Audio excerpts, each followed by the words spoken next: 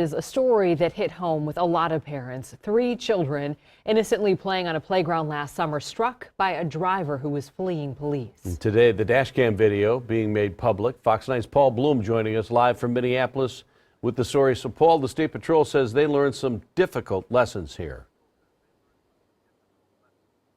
And Jeff, of course, this is the police chase, the law enforcement pursuit that made all the headlines. It ended back here in the playgrounds right near Jenny Lind Elementary School on the north side of Minneapolis with a family shattered. Come to find out today that since 2010, the number of pursuits in the state of Minnesota has spiked a whopping 172%. Tonight, the State Patrol trying to figure out why motorists aren't pulling over anymore.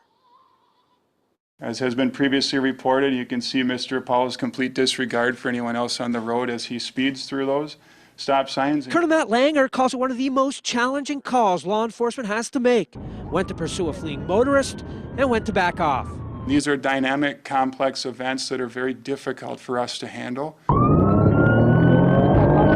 On the morning of June 11th, troopers spotted Kabar Powell speeding in a Ford Expedition on I-94.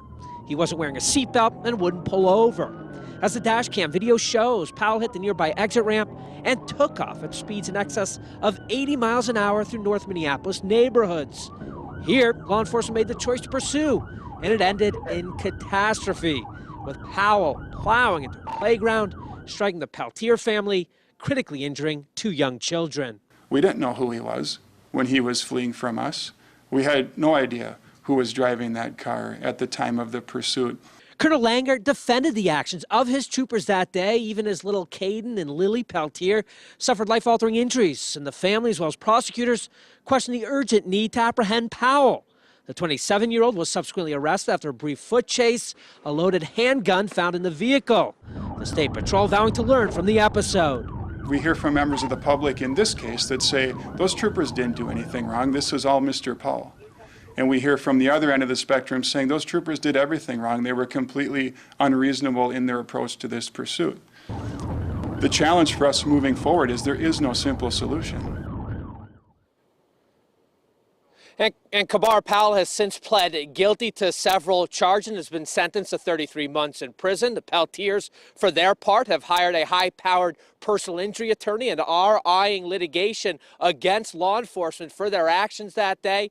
In the meantime, the State Patrol has cleared its troopers, saying they were acting within proper agency guidelines that June morning.